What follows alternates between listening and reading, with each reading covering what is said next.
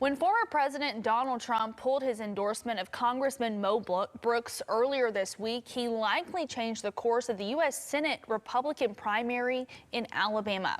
Brooks' opponents, U.S. Army veteran Mike Durant and former top Shelby aide Katie Britt, have both met with Trump and say that they would accept his endorsement.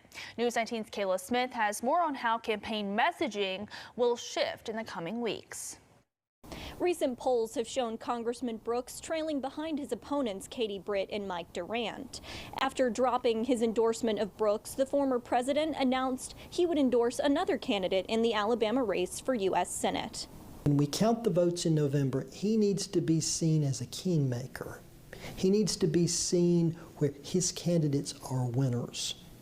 According to a poll conducted by the Alabama Forestry Association earlier this month, less than 50% of the voters polled could correctly identify Representative Mo Brooks as being the Trump-endorsed candidate.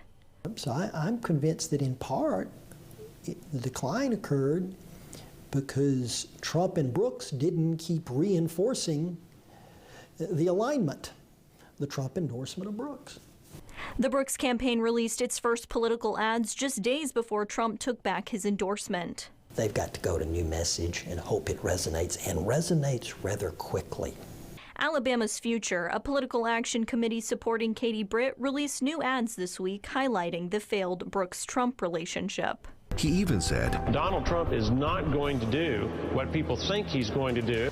Trump has not announced which candidate he will support moving forward, but both Britt and Durant have aligned themselves with Trump and his agenda throughout the election so far.